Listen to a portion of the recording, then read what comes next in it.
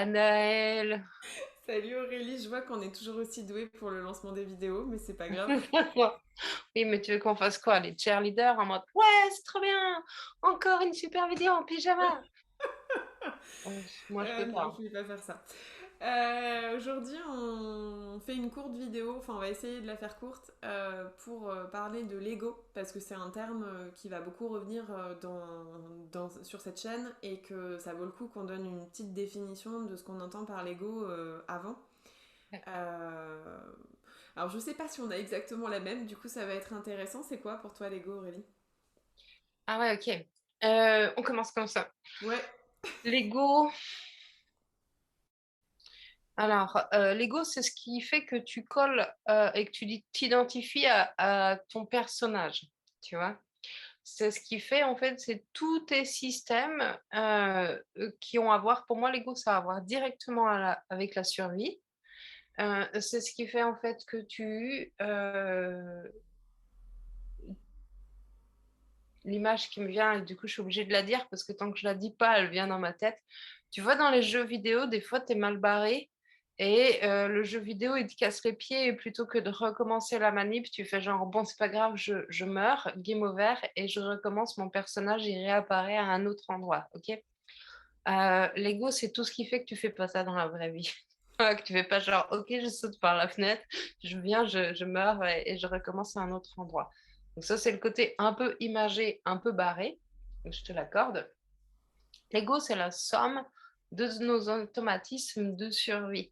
Donc ça peut concerner en fait le corps, tout le côté pulsionnel, animal. On a parlé déjà dans une autre vidéo la place du pulsionnel dans la reproduction, dans le sentiment amoureux. Ça, c'est de l'ego en fait, l'ego pulsionnel lié à de la survie.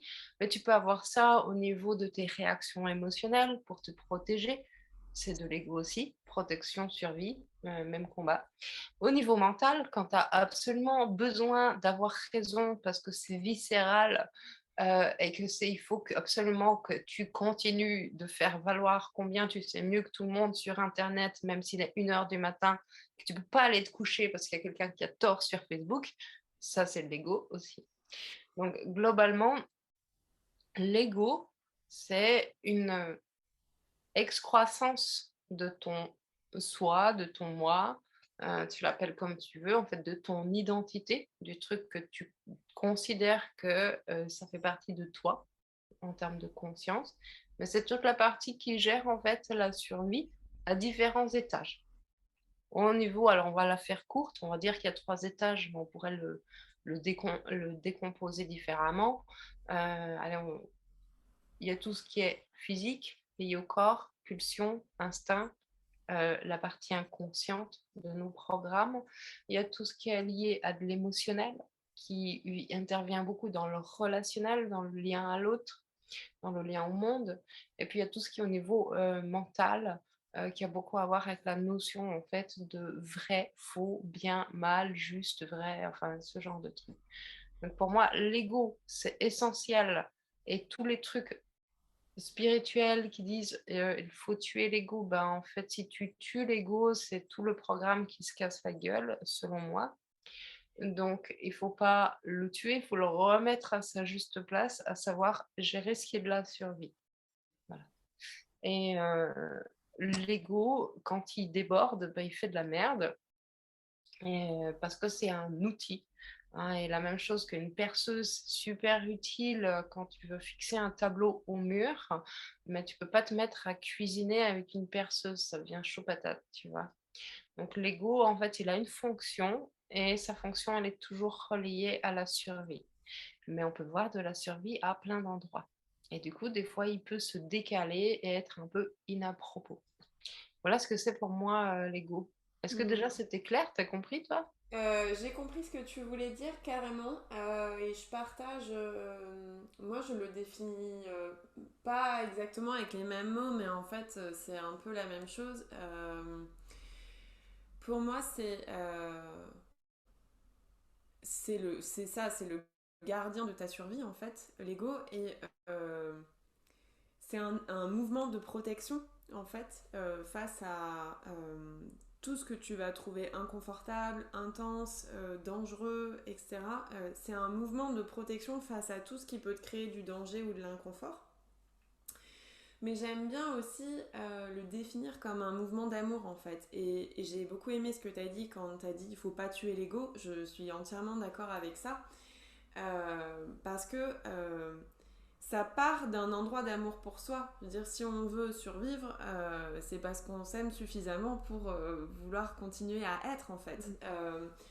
En tout cas, être incarné dans la matière et tout ça. Et du coup, bah, l'ego, quand il est à sa juste place, tout va bien, il assure notre survie. Le problème, c'est que dans notre vie aujourd'hui, il n'est pas souvent à sa juste place. Et du coup, il va interpréter tout ce qui est nouveau, tout ce qui est inconnu, tout Ouais. ce qui est déstabilisant, inconfortable, etc., comme du danger et comme une menace pour notre survie, alors que dans la réalité, il y a plein de choses dont notre ego nous protège qui ne sont absolument pas une menace pour notre survie. Donc c'est là, c'est à cet endroit-là en fait que l'ego, comme tu dis, fait de la merde. C'est que quand il est plus sur son taf de véritablement assurer notre survie, mais sur un taf de nous protéger du moindre inconfort parce qu'il fait un mix entre ce qui va me mettre mal à l'aise et ce qui va me mettre en danger de mort en fait. Mhm. Et donc du coup, ben, c'est grâce à notre ego qu'on est des humains au 21e siècle. Parce que si on n'avait pas ce système de survie, ben, en fait, on se serait tous fait dégommer par des mammouths ou par des tigres à dents de sabre ou par je ne sais quoi.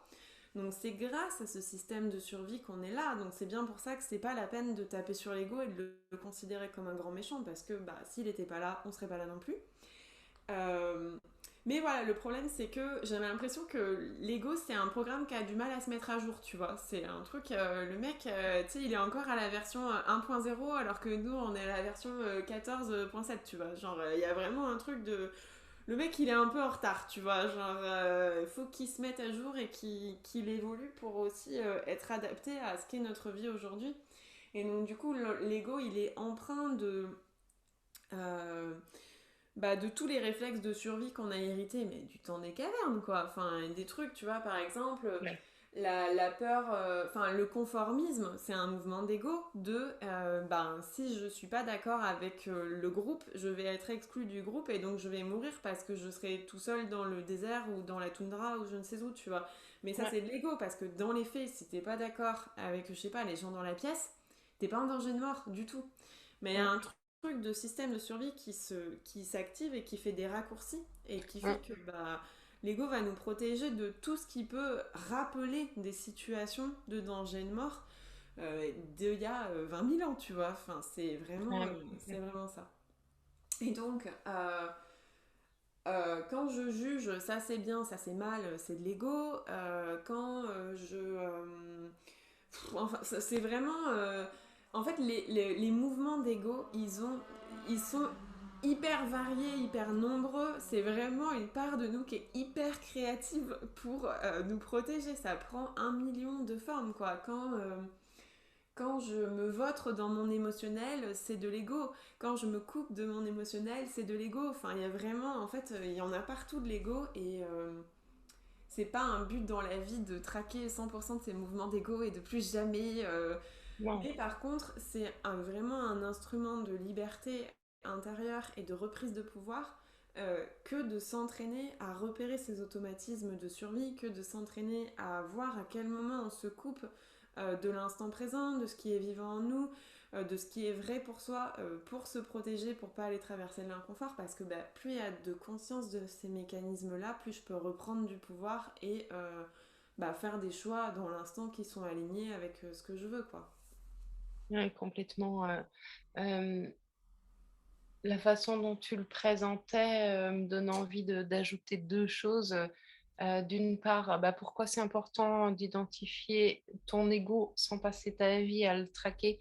C'est parce qu'en fait, le mouvement naturel de l'humain, en fait, c'est de croire que tu es cette partie qui évalue, qui juge, qui fait tout ça, en fait. Et en fait, toi, ta conscience, qui tu es, ton soi, ben, c'est beaucoup plus vaste que cette petite partie-là, qui est une excroissance, qui est un outil, en fait, d'adaptation.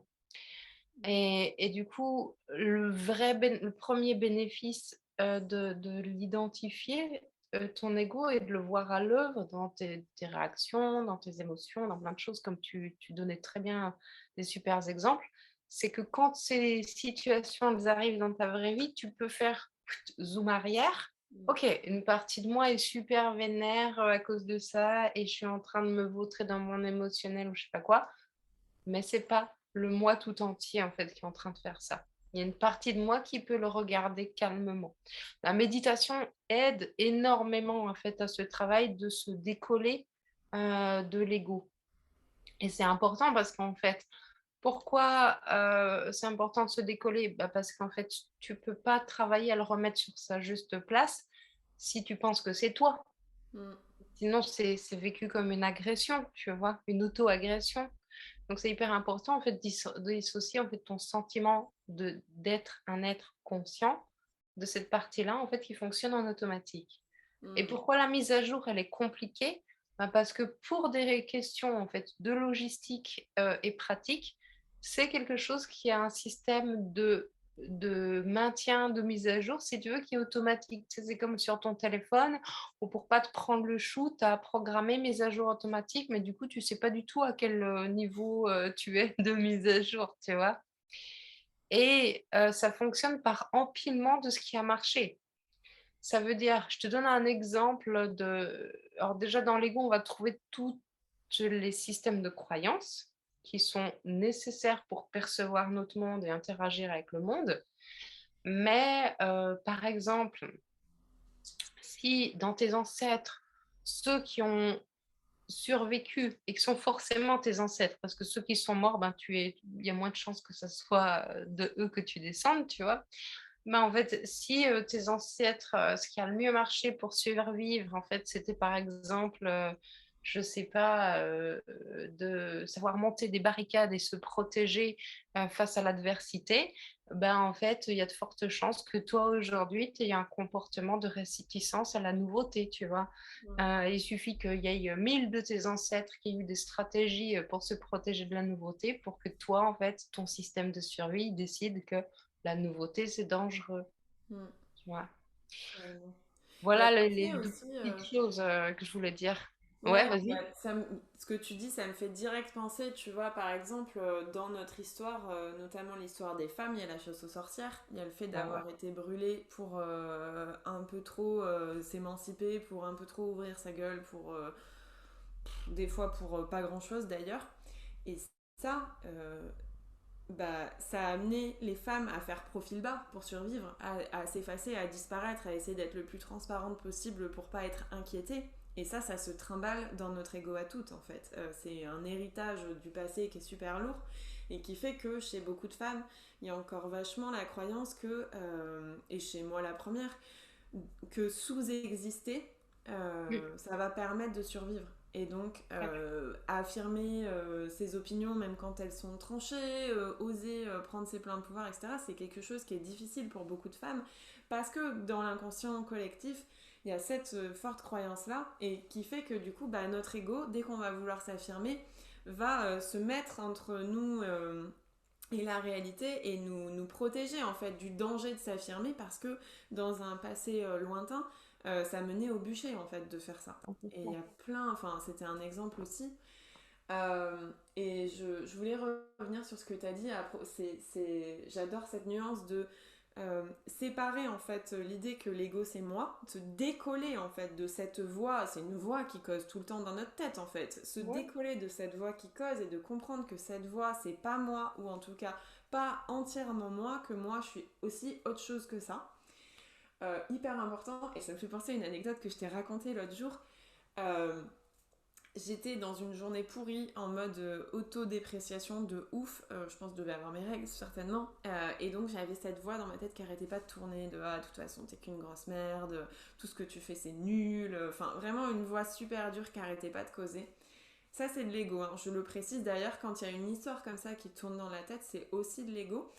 et en quoi elle vient nous protéger, parce que c'est pas hyper évident que c'est une protection ça, mais en fait si, parce que pendant qu'il y a un disque qui tourne avec une histoire de ah de toute façon je suis nulle, blablabla, blablabla, blablabla, je suis pas avec le ressenti brut dans l'instant qui est, je sais pas, j'ai du chagrin, ou j'ai de la colère, ou j'ai de la honte, ou j'ai peu importe ce qui est présent. Bah, pendant que je suis occupée à écouter cette histoire qui est certes très désagréable, mais qui est là, ben, je suis pas avec mon ressenti pur et simple de chagrin, de honte, de désespoir, de ce que tu veux. Donc, j'étais là avec mon histoire de merde, là, Lali, je suis trop nulle, de toute façon, tout ce que je fais c'est nul, je mérite pas de vivre, enfin bref, des trucs très sympas.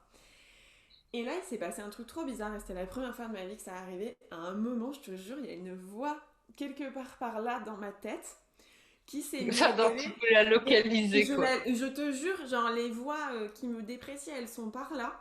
Et il y a une voix qui est arrivée par derrière là qui a fait wow! Mais c'est pas bientôt fini ce bordel. Mais je te jure, j'ai vraiment entendu cette voix dans ma tête comme si quelqu'un d'autre parlait. C'était vraiment très bizarre et très perturbant.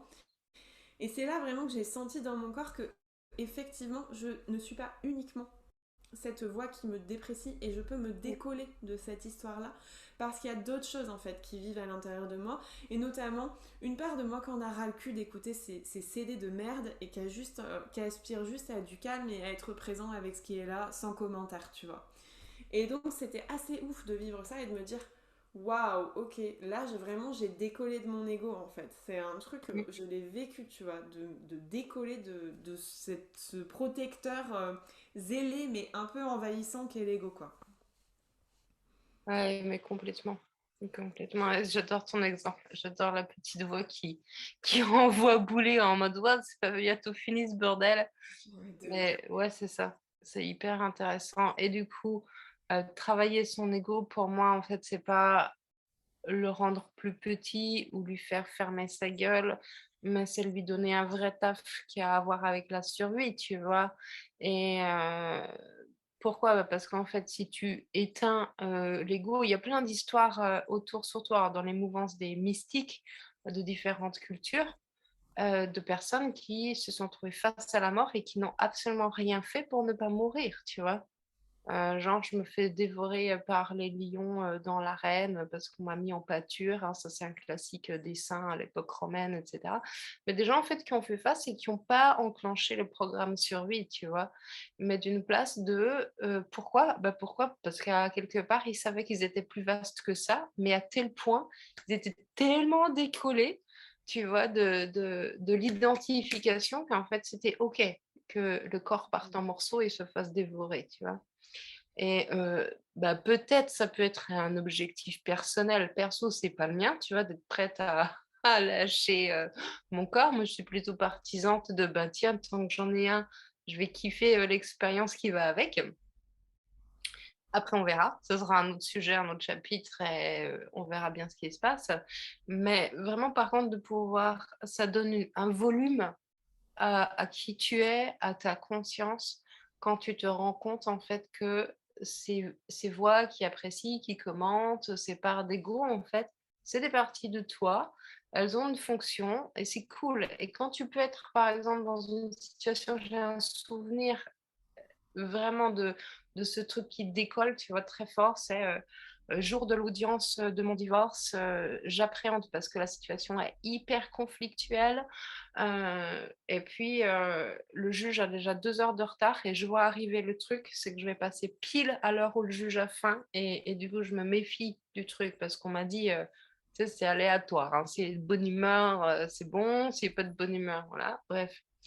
Et je suis dans cette salle d'attente et puis l'ambiance, c'est énorme. Imagine, tu es dans un tribunal et en fait, tous les gens qui sont autour de toi, il y en a des dizaines et des dizaines, ils sont tous là en fait parce qu'ils sont en train de se déchirer affectivement. Tu vois, de divorce, séparation, garde d'enfants. Donc en fait, tous, ils arrivent avec leur charge émotionnelle qui est hyper forte.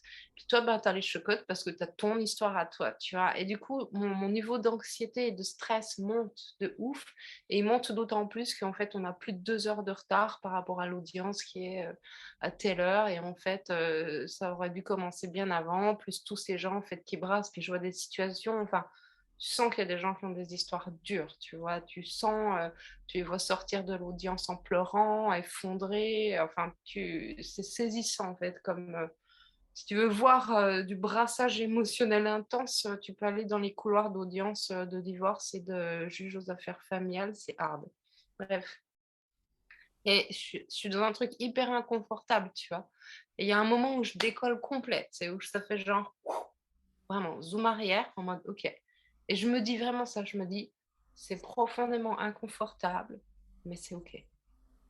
Mais c'est ok, tu vois.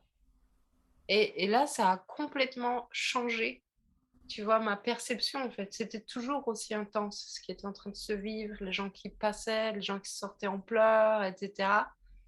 Mais j'étais d'accord d'être là, tu vois. Et la partie qui regardait tout ça, c'était pas celle qui était en train de dire: «Mon Dieu, ça a l'air terrible l'histoire de cette femme, pourquoi elle est effondrée comme ça? Pourquoi?» tu vois? Enfin, je me posais les questions, tu vois? Ou alors des fois je captais parce que tu as un espace d'intimité qui est ras les chaussettes, donc tu entends l'histoire de ton voisin de chaise qui est en train de dire: «Oui, mais bien qu'il ait porté plainte et que les enfants ont été battus et qu'on a vu les marques et que les flics ont fait le truc, bah, il a encore la garde». Enfin, tu vois, que des histoires qui sont trash, quoi.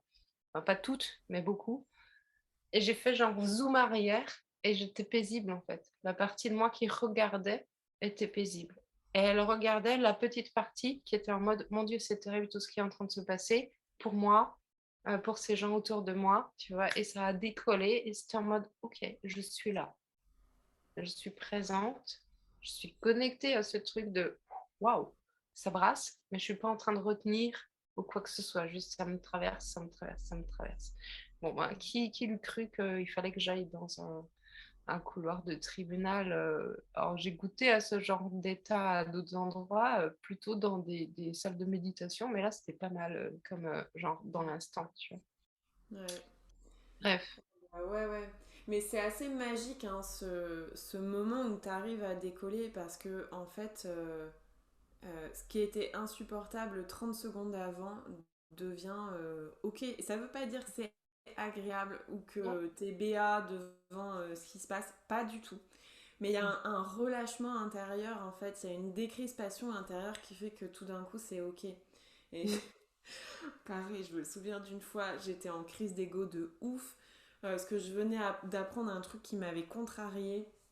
Et le CD était parti, genre le best-of de Lego, tu vois, genre non, mais n'importe quoi, mais puisque c'est comme ça, je vais laisser tomber, et puis de toute façon, je suis nulle, et puis de toute façon, ils sont nuls, et puis nanani, et puis nanana, et tu sais, ça montait, ça montait, ça montait, j'avais chaud, je sentais que ça tournait dans ma tête, j'étais vénère et tout. Puis là, à un moment, je me suis dit, bon, alors là, j'ai le choix. Soit je ressasse pendant 3 heures et je continue de faire monter la chantilly, tu vois, comme une ouf. Soit juste je redescends dans mon corps, quoi. Et donc, Ouais. je suis redescendue dans mon corps et j'avais de la chaleur dans la poitrine et j'avais la gorge nouée. Et j'ai juste regardé, tu vois, ma chaleur dans la poitrine, ma gorge nouée. Et puis, tu sais, ça a continué. Genre, je sentais le son du CD qui diminuait lentement, mais ça causait encore un petit peu, tu vois. Mais je laissais causer. J'étais en mode, ouais, vas-y, toi, tourne, c'est bon. Et ça tournait, ça tournait. Et en fait, mais je te jure, en 3 minutes, c'était fini. Genre, Ouais. au bout de 3 minutes, j'étais là. C'est tout. Genre, vraiment, ça peut s'arrêter comme ça, tu vois. Genre, c'est bizarre. Parce que moi, je sais pas, de 0 à 26, 27 ans, j'ai beaucoup ruminé mentalement. Tu vois, j'avais ce truc Eh, de rumination mentale super présent, de dès que un truc me contrariait, je le prenais et ça tournait en boucle dans ma tête et j'arrivais pas à lâcher le nonos, tu vois. Et donc je vivais avec cette croyance que je pouvais pas fonctionner autrement, tu vois, parce que j'avais pas d'autre expérience que ça. Et donc je fais ce truc où je descends dans mon corps, je regarde mes sensations et je me rends compte que le CD s'arrête de lui-même, tu vois. Et je me souviens enfin, le moment précis où je me suis dit, waouh, non mais c'est trop déstabilisant, je vais remettre le CD, tu vois. Tu sais, c'était tellement nouveau et inédit de, ouais, en fait, une crise d'ego, si je veux, ça peut s'arrêter en 30 secondes. C'était tellement inconnu que j'ai été tentée de paniquer en mode, non, non, mais vas-y, je vais remettre le CD parce que ça, je connais, tu vois, ça, je connais, c'est bon, je maîtrise, je sais, ça tourne pendant 3 jours et puis après, ça s'arrête et c'est chiant, mais au moins, je connais, tu vois. Et là, j'étais ouais. juste avec du silence et du calme à l'intérieur et j'étais là, oh bordel, qu'est-ce que c'est que ça? Je connais pas.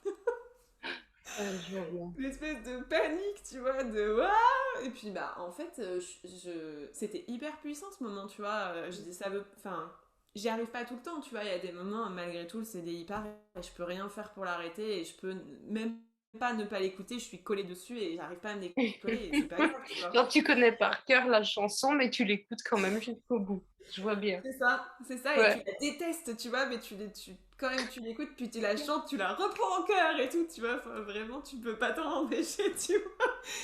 Mais il y a aussi des moments, en fait, tu fais, non, mais ce CD, c'est de la merde, j'ai pas envie de l'écouter, quoi. Et t'as pas, enfin, j'ai l'impression que moi, en tout cas, j'ai pas trop de contrôle sur les moments où j'arrive à décoller et les moments où j'y arrive pas. C'est limite, enfin, c'est pas si simple, tu vois, de juste, ah, mais aujourd'hui, je décide que je l'écoute pas. Bah non, il y a des jours, ça marche pas, tu vois. Tu l'écoutes quand même et t'es là, bon, bah tant pis. C'est clair. C'est clair. Bah, je pense qu'on a bien fait le tour. Je sais pas si on a tenu notre petite vidéo, mais en tout cas, on a réussi à faire un truc un peu plus succinct que d'habitude. On pourra sûrement revenir dessus. En tout cas, je sais qu'il y avait eu des questions dans les différents commentaires des vidéos, qu'on définisse un peu mieux l'ego. Donc, j'espère que ça donne une base. Puis après, on peut revenir dessus. Et notamment, bah, parce que c'est aussi un point de départ vachement fort pour plein de pratiques, notamment de la méditation, et cetera. Enfin, il y a toujours ce travail-là qui peut être fait autour de ce sujet-là. Et puis, on pourra revenir sous un autre angle. Donc, si vous avez des questions, bah, Ouais, posez-les. carrément. Ouais, et puis Voilà. j'annonce peut-être du coup la prochaine vidéo, puisqu'on l'a déjà décidé. Justement, on va continuer sur ce sujet de l'ego et mettre en garde contre ce qu'on appelle l'ego spirituel, c'est-à-dire en gros quand j'utilise des pratiques spirituelles pour me couper de mon ressenti, pour me couper de ce que je vis. On va parler de ça parce qu'en fait, quand tu commences à faire du travail sur l'ego, le premier truc que tu fais, c'est de tomber dans l'ego spirituel ou dans l'ego dev perso, et c'est normal et c'est pas grave, mais du coup, on va parler de ça la prochaine fois. Yes. Et comme d'habitude, bah, si ça vous plaît, mettez des petits pouces en dessous de la vidéo. N'hésitez pas à partager la chaîne, à vous abonner, à activer la cloche. C'est super précieux pour nous. À bientôt. Merci.